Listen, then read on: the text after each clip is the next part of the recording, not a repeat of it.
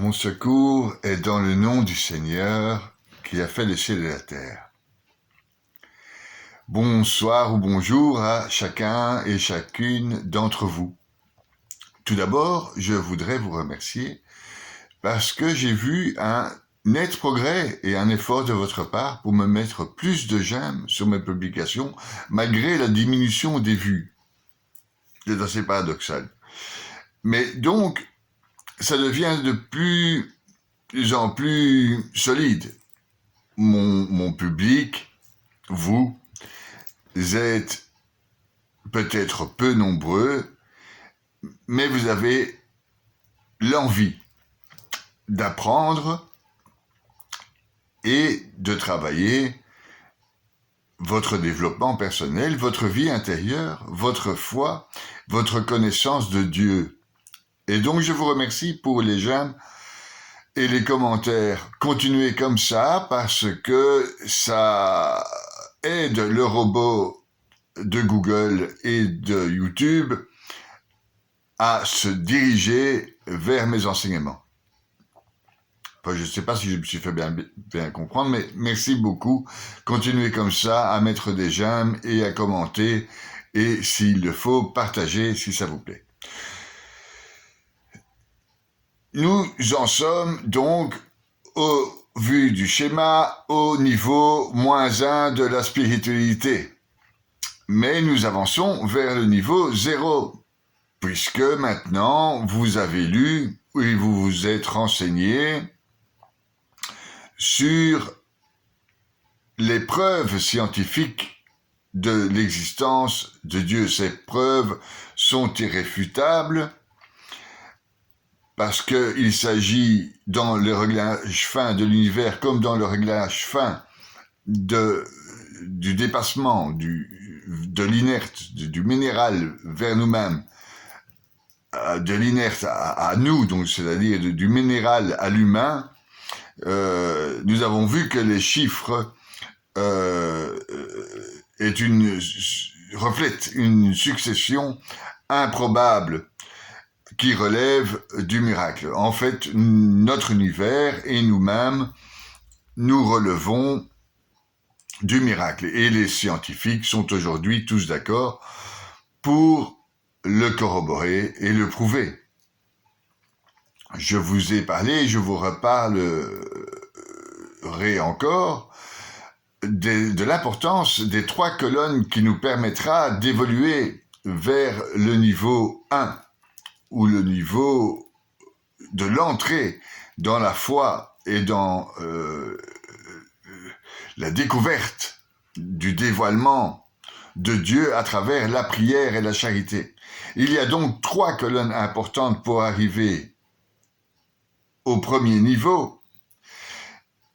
C'est l'étude, ce qu'on fait actuellement, la prière, ou la méditation, et la charité, c'est-à-dire partager avec l'autre ses connaissances, c'est déjà une forme de charité. Aider l'autre et le prochain est une forme de charité. Donc, on peut être athée et avoir la charité. Les infirmières, les médecins, etc., athées, sont capables de charité envers l'autre. C'est une des colonnes. L'autre colonne est la prière. Là, par contre, un athée aura difficile à prier. Il ne va pas se rendre dans la prière. Il va donc manquer cette colonne. Par contre, un bouddhiste qui médite pourra aussi accéder à la prière, ainsi que le musulman, ainsi que le juif qui prie. Et la première colonne, donc, l'étude, que ce soit l'étude, ce qu'on fait actuellement au niveau -1 de la science, de la philosophie, de l'épigénétique du cerveau, etc., de l'univers. L'étude, plus tard, de la Torah, de la Bible et des différents écrits des saints, que ce soit les sages de la Kabbale ou les saints de l'Église. Sainte Thérèse d'Avila, Saint Jean de la Croix, pour ne pas les citer, Sainte Thérèse de Lisieux, et Sainte Catherine de Sienne. Enfin voilà, donc les 3 colonnes importantes, l'étude, la prière et la charité. Sans ces 3 colonnes, vous n'arriverez pas à travailler votre vie intérieure.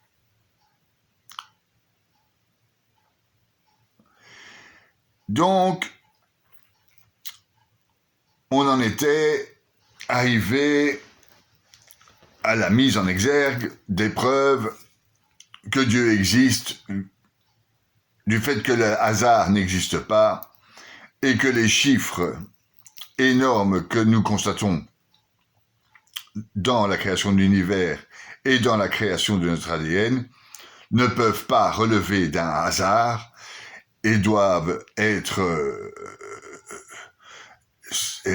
cette providence doit être faite par un créateur intelligent, quelqu'un qui veut faire l'homme. La prière de Sainte Claire nous dit, la dernière prière de Sainte Claire nous dit « Merci Seigneur de nous avoir créés ». Ce qui remet tout à sa place, puisque nous admettons alors que nous ne sommes pas maîtres de tout, ni même maîtres de nous-mêmes. Et c'est pour ça que la vie intérieure va nous amener à connaître Dieu, à goûter l'amour divin. Pour l'instant, nous en sommes très loin et j'en étais arrivé à l'épigénétique, en fin de capsule la fois dernière, à l'épigénétique. Et je vous fais toujours un rapport avec la Bible. Et l'épigénétique nous explique qu'en fait, nous dépendons et nous grandissons dans un milieu et nous dépendons du regard des autres. Et ce milieu et ce regard des autres nous fait évoluer vers le bien ou vers le mal. Et donc, j'expliquais la fois dernière que si vous êtes dans un milieu toxique, il n'y a qu'une solution, c'est le quitter. Pour évoluer spirituellement et même physiquement. Donc, dans la Bible, il y a 2 histoires qui me frappent et que j'ai envie de vous partager. Dans le Nouveau Testament, une fois n'est pas coutume, commençons par le Nouveau Testament.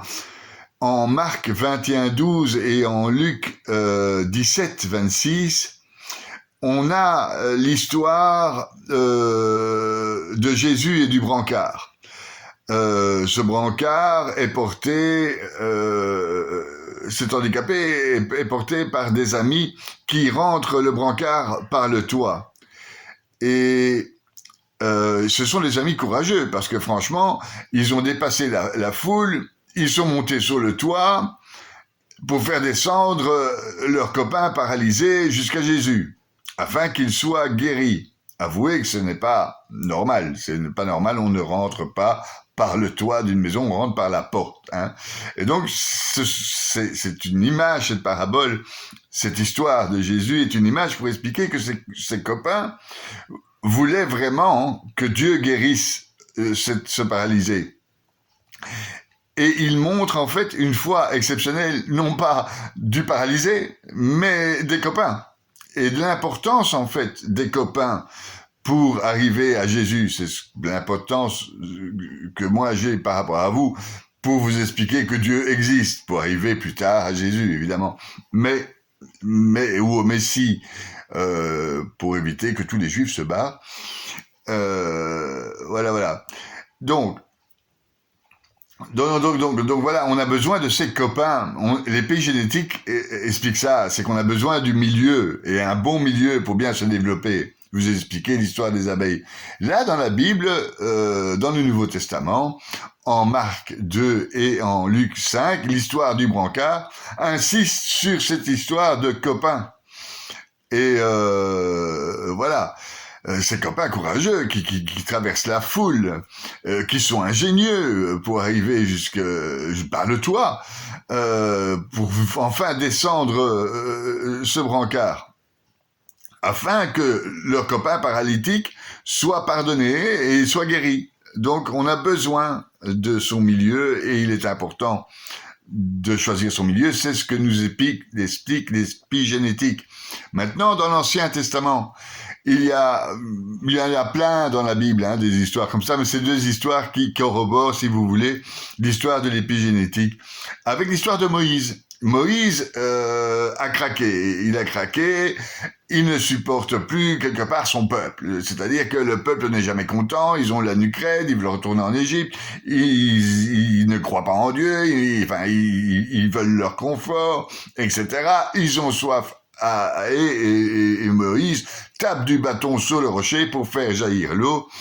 Et grand tort pour lui, parce que il n'a pas écouté le commandement de Dieu, qui était de dire c'est Dieu qui donne l'eau et non moi. Et donc il en a eu marre, Moïse. Et Dieu lui a refusé l'entrée dans le pays de Canaan. Et lors du dernier combat du peuple israélien dans le désert, pour rentrer dans la terre promise, eh bien Moïse, il a besoin aussi de ses copains. Et il a besoin, on retrouve cet épisode dans l'Exode chapitre 17 du verset 8 à 13, c'est l'épisode où Moïse lève les bras en regardant les combattants et il est soutenu par ses copains, enfin par son frère Aaron et par Hur. Pendant que Moïse levait les mains vers le ciel, les Israélites gagnaient contre les Amalécites dans la bataille. Mais quand ses bras se baissaient, par la fatigue, les Amalécites reprenaient l'avantage. C'est pourquoi Aaron et Hur lui tenaient les bras, assurant la victoire d'Israël jusqu'au coucher du soleil. Cet événement symbolise la puissance de la prière, de l'intercession divine, mais aussi l'importance d'avoir des copains et d'être dans le bon milieu. Si vous lisez bien cet épisode, Moïse est sur le rocher, et donc le rocher, c'est les Écritures. Donc la connaissance des Écritures. Le rocher, quelque chose de stable. La chose la plus stable, c'est la Bible.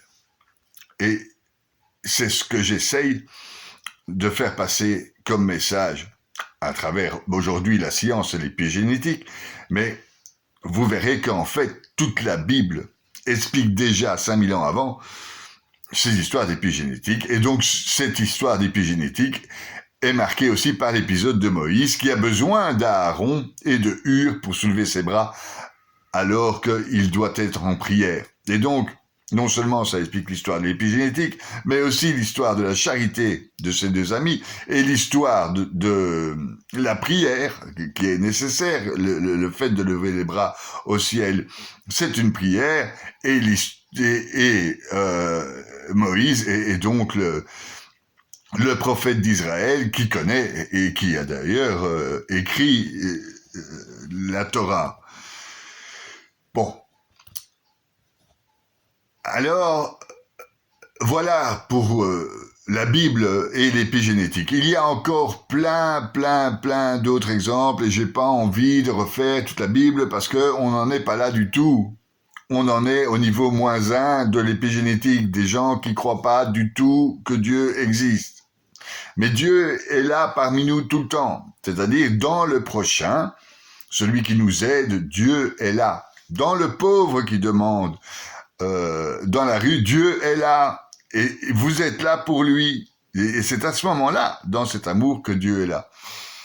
Dieu est là aussi, par l'épigénétique. Dieu est là quand il a créé notre cerveau, quand il a créé l'univers. Et donc, continuons avec la science et la preuve de l'existence de Dieu, du Créateur, qui a fait tout ex nihilo, c'est-à-dire sans que rien n'existe avant. Voilà. Donc, je vous ai dit que j'allais maintenant vous parler du cerveau, parce qu'il y a un lien étroit entre le cerveau et l'univers, entre le cerveau, la conscience, l'esprit et l'âme. Et j'avais fait une capsule parce que j'ai écrit un bouquin qui s'appelle « Sciences spirituelles et quantiques », Et dans ce bouquin, j'explique les relations qu'il existe entre la science et la spiritualité. Donc j'avais fait il y a quelques années, une capsule sur le cerveau, qui est assez bien faite. Et donc, pour les 2 prochains cours, nous allons revoir ces capsules que je vais couper en 2 parties parce que c'est trop long. Donc, voilà, ben, vous allez me retrouver un peu plus jeune dans cette première partie. Parce que ce serait une aberration de ne pas vous parler du cerveau lors de ces capsules concernant le développement et votre développement spirituel. Car en fait, nous avons une machine à l'intérieur, le cerveau, qui dirige notre esprit et peut-être notre conscience, et qui a peut-être à voir avec notre âme. C'est ce que je vais tenter d'expliquer aujourd'hui dans cette capsule. Quel est le rôle de notre cerveau? Qu'est-ce que notre cerveau et quel lien y a-t-il entre notre cerveau et notre âme et notre cerveau et l'univers? Est-ce qu'il y a des similitudes entre l'univers et notre cerveau? C'est ce que je vais développer aujourd'hui donc. Le cerveau est une machine qui n'en est pas une. Si c'est un objet ou une machine, il y a un fabricant. Il y a un fabricant à cette machine qui est le cerveau. C'est une machine, toute machine a un fabricant. Donc le fabricant qu'on connaît le mieux, c'est nos parents. Notre mère et notre père sont les fabricants de notre cerveau. Maintenant, qui est le fabricant du premier homme? C'est ce que on appelle Dieu. Par contre, il n'est pas qu'une machine. Donc je disais, il est une machine et en même temps, il n'est pas une machine. Il a un fabricant, il fonctionne comme une machine, mais il n'est pas une machine parce que sa relation est particulière avec notre univers et sa vie est la nôtre, mais est-ce que c'est lui qui prend les décisions? N'est-ce pas la personne elle-même qui donne des directives à notre cerveau? Je m'explique. Est-ce que notre cerveau est capable d'avoir une conscience? Est-ce que notre cerveau est capable de créer l'âme? Et à mon sens, c'est non. Et je vais tenter de vous l'expliquer. Car en fait, l'âme est une partie de Dieu et elle irrigue comme un souffle de vie, le vent du souffle de vie, la lumière intérieure, elle irrigue l'ensemble de nos molécules et de notre corps, de notre système digestif, de notre cœur et de notre cerveau. Cette âme nourrit et fait fonctionner cet ensemble. Le cerveau n'est qu'une machine, entre guillemets, et en même temps pas une machine parce que il est directement relié à ces énergies divines. Je ne vous raconte pas n'importe quoi dans mon livre Sciences spirituelles et quantiques, car en fait je fais un lien entre la science et quantique et la science spirituelle. Donc il y a en effet, et c'est prouvé, un lien direct électromagnétique entre notre cerveau et l'univers, entre notre cerveau, les autres, entre nos cerveaux et les âmes, entre nos cerveaux et toutes les synchronicités qu'on pourrait y avoir. Donc voilà. Je vais un peu étudier ce cerveau à la manière et sous l'œil de Prométhée. Les dieux s'ennuyaient. Ils étaient dans ce fameux calme olympien. Celui que je possède sûrement, vous l'avez remarqué lors de mes précédentes capsules. Donc, ils étaient dans le calme olympien et ils s'ennuyaient. Et ils se sont dit, tiens, on va peut-être donner certains attributs aux animaux, aux différents animaux, aux différentes plantes, aux différents minéraux, mais aussi à l'homme. Et donc ils se sont affairés, ils ont commencé par les minéraux, et puis voilà, ils ont distribué, et puis ils ont distribué à toutes les plantes, et puis ils ont distribué à tous les animaux, et horreur et damnation, Prométhée, voyant que l'humanité était nue, leur donna le feu et les arts mécaniques. C'est ce qui est inscrit dans la mythologie grecque. Donc le feu, c'est le feu intérieur, c'est ce qu'on pourrait appeler notre âme. Et les arts mécaniques, ben, c'est l'intelligence. Qu'est-ce qu'on est capable de faire à l'extérieur? Donc on a créé un système, on a créé une méthode pour vivre. Nous sommes entre guillemets les plus intelligents, ce qui ne veut pas dire les plus adaptés. Parce que, en fait, certains animaux sont beaucoup plus adaptés que nous. Quand on regarde les chiens, par exemple, qui ont un odorat et une ouïe beaucoup plus développée, ils sont plus adaptés à vivre et à se débrouiller dans le monde. Nous, ils ont des poils et nous, en hiver, on a froid. On est obligé de mettre des vêtements.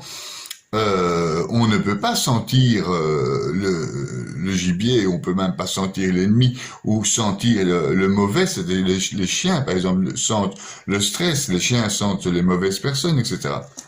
Donc, on est un peu dépourvu de toutes ces qualités. Par contre, on a le feu, l'intelligence et intérieure, et on possède une intelligence capable de créer. Voilà ce qu'il nous est resté après ces fameux mythes de Prométhée. Donc nous avons un cerveau, et ce cerveau crée notre intelligence, et ce cerveau nous permet d'acquérir un esprit, et cet esprit qui permet d'atteindre une conscience, et cette conscience permet d'atteindre notre âme. Ce que je disais, c'est que est-ce que c'est le cerveau qui crée notre âme? Ben non, le cerveau est juste une machine à calculer, hyper performante, reliée lui-même grâce à la glande pinéale, c'est ce qu'on appelle le 7e chakra, aux énergies divines, aux énergies de l'univers. J'y reviendrai plus tard dans cette capsule. Donc, je vois un peu à la manière de Prométhée l'horreur dans laquelle nous sommes plongés si nous réfléchissons pas à ce que nous faisons dans la vie, si nous réfléchissons pas à ce que nous allons engendrer le bien ou le mal, si nous réfléchissons pas avec qui nous parlons, si nous ne réfléchissons pas à savoir ce qu'on fait en compagnie des autres et choisir l'autre et choisir ses occupations sont très importantes. Je n'arrête pas de vous le répéter. Jetez votre télé, par exemple. Évidemment, tout n'est pas jeté dans la télé. Il y a des tas d'émissions très très profitables pour votre cerveau et pour votre âme, mais il faut constater que quand même, la majorité de ces émissions sont crétinisantes, avilissantes, manipulatrices. On le voit très bien. Donc, notre cerveau possède 700 milliards de neurones. Il faudrait 3 hangars d'Airbus 320 pour modéliser et calculer ce que le cerveau d'une souris serait capable de faire. Donc, s'il faut 3 hangars d'Airbus pour modéliser le cerveau, vous n'imaginez même pas quelle surface il faudrait pour modéliser le nôtre. Quand bien même les technologies avancent à grands pas. Donc, ces chiffres sont très très proches de ce que on peut retrouver dans les chiffres lors de l'étude de l'univers. Il y a aussi cette même proportion énorme lorsqu'on calcule le nombre de planètes, le nombre d'énergie, le nombre d'espaces, etc. dans notre univers. C'est un peu pareil, les chiffres sont plus ou moins semblables entre les chiffres qu'on retrouve dans notre cerveau et les chiffres, en toute proportion gardée évidemment, et les chiffres que nous retrouvons dans l'univers. Et ça paraît clair donc à partir de ce moment-là que nous sommes nous-mêmes un petit univers. Et c'est inscrit dans la Bible, nous sommes créés à l'image de Dieu. Et les kabbalistes disent que l'univers est le corps de Dieu, en tout cas une de ses couvertures. C'est ce qu'on peut en tout cas appréhender de l'image de Dieu. Au plus près, c'est notre univers. C'est quand on lève les yeux, qu'est-ce qu'on regarde? On voit l'univers. Et donc les scientifiques essayent de comprendre cet univers qui est le corps de Dieu. Les physiciens quantiques voient le plus petit du plus petit et approchent à la connaissance scientifique de ce que nous apprend la Bible depuis plus de 3000 ans. Avec, par exemple, le début de la Bible où il est marqué, au début, la terre était informée vide, etc., etc., etc. Revenons-en donc à notre cerveau, notre conscience, enfin, notre cerveau, notre esprit, notre conscience et notre âme. Et qu'est-ce qu'il y a à voir entre ces trois choses complètement différentes? Le cerveau étant une machine complètement matérielle, une sorte d'énorme calculateur, l'esprit étant encore autre chose dépendant de notre cerveau, c'est ce que les psychiatres disent avec le conscient, le subconscient, et la conscience, et alors notre âme, celle qui est infinie, comme je vous l'ai expliqué plusieurs fois dans mes capsules.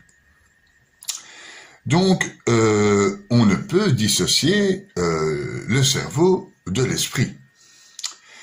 Mais qu'est-ce que exactement l'esprit? Rationnellement, l'esprit est le résultat de l'expression de la perception du monde.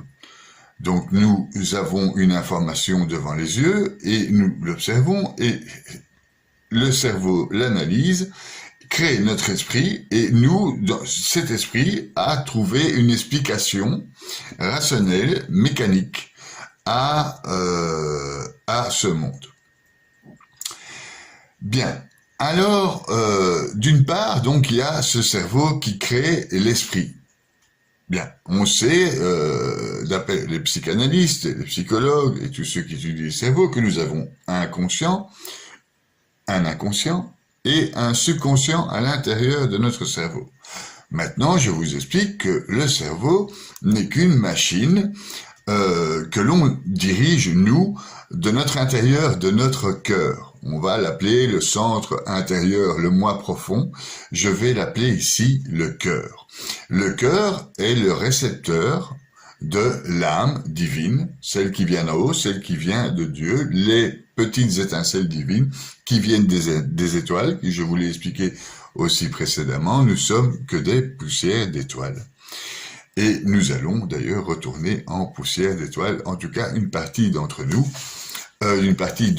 c'est-à-dire une partie de nous, je voulais dire, parce que en fait il y a notre forme, donc qui est faite d'atomes et qui se tient ensemble. Celle-là est appelée à disparaître, mais il y a une énergie dans ces atomes qui, elle, ne va pas disparaître. C'est l'énergie du rythme, et c'est ce qu'on appelle l'âme supérieure, donc l'âme des anges, etc.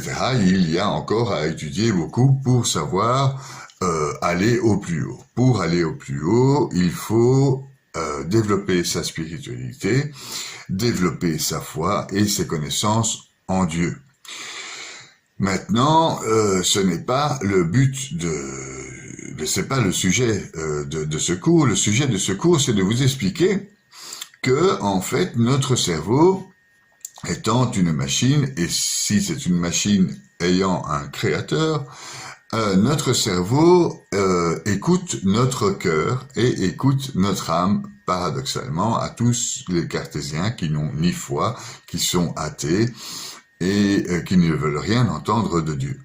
Mais si vous réfléchissez un peu avec intelligence, on peut constater très clairement que notre cerveau est une machine et que cette machine obéit quelque part à nos énergies insufflées par notre personnalité, notre essence d'homme et aussi notre substance. Donc nous avons une âme intérieure, celle donc dans le moi profond, celle que j'appellerais du cœur. Donc, le ruach des Hébreux, c'est le moteur émotionnel de l'âme physique.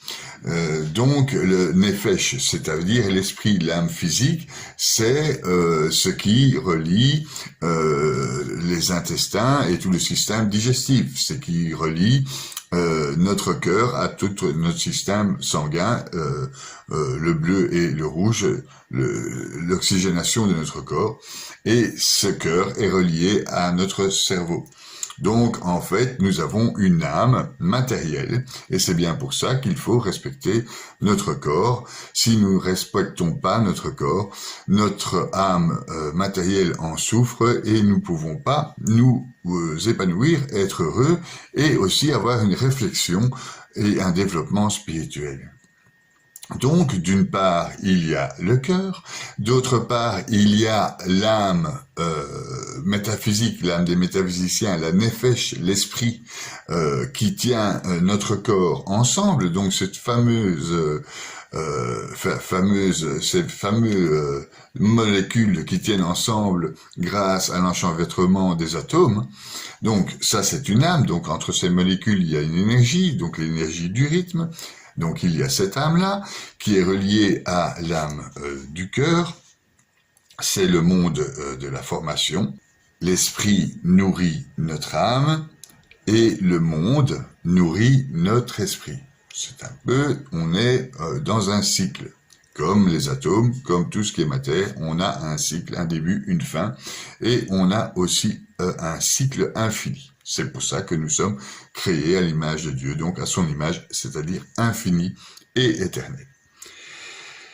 Donc, aimer le monde qui nous entoure semble donc à ce niveau évident, car c'est le monde qui nous entoure qui nourrit notre esprit. Et c'est notre esprit qui va nourrir notre conscience. La conscience, notre esprit a le libre arbitre d'aller vers la conscience ou d'aller vers le mauvais côté, entre guillemets, qu'il faut toujours, c'est-à-dire le côté de la matière. Maintenant, au plus on va être matérialiste, au plus on va s'éloigner de notre conscience. Et donc il faut, grâce à notre libre arbitre, trouver un juste milieu ou au mieux aller, comme les religieux, vers l'âme et essayer de comprendre le plus possible le lien divin que nous avons avec l'univers, et essayer d'éliminer le plus possible nos côtés matérialistes. C'est ce qui s'appelle en fait les défauts de la chair, les défauts de la matérialité. Évidemment, c'est très très difficile pour nous tous car nous sommes soumis à des pressions extérieures et à une vie extérieure qui nous demande de paraître, qui nous demande de faire à la place d'être. Et donc, le développement spirituel est d'abord trouver sa place et être soi. Être soi, c'est être quelqu'un. Et la boucle est bouclée. Si vous êtes quelqu'un, vous allez aussi réussir dans la matérialité à vous développer. C'est ce qui était indiqué dans la Bible. Dans la Bible, il est indiqué que on sera payé. Donc le développement spirituel et le développement de la foi nous payera au jour même, c'est-à-dire aujourd'hui, nous serons payés de nos bonnes actions, du discernement que nous allons faire avec notre libre arbitre vers le bien, qui est l'essence divine et qui est la source de notre âme. Notre âme est bonne et ne veut que le bien. La matière est sujette à l'environnement et dans notre cerveau, nous avons nous avons différents étages et nous avons un étage qui s'appelle le cerveau reptilien et celui-là est attaché, est animal, il est purement animal et mécanique et donc certains d'entre nous sont dirigés uniquement par ce cerveau reptilien et se font attraper par ce phénomène de société, au phénomène de la matière, au phénomène du mal, et finissent par s'anéantir complètement, leur intérieur au profit de la matière. Ils perdent donc entièrement la capacité à détecter leur âme, la capacité à avoir une conscience. C'est pour cela que vous m'écoutez, pour essayer d'augmenter cette conscience. La conscience va avec la connaissance, et donc il est important de pouvoir lire les bons articles, de regarder les bonnes émissions, parce que si vous regardez et lisez des mauvaises choses, les sites porno, etc., et que vous regardez les téléréalités, eh bien ça va vous pousser vers le côté matériel, et vous allez perdre tout doucement votre conscience, et vous n'aurez donc pas accès à votre âme. Parce que pour avoir accès à cette âme, il faut avoir un esprit qui dirige cette conscience pour connaître notre âme et faire un terrain adapté à la connaissance. Je ne reviendrai pas sur la parabole de Jésus du terrain, du grain semé sur le bon terrain, etc. Mais tout est indiqué, je vous le dis souvent, dans la Bible et dans les écrits sacrés. Je dis...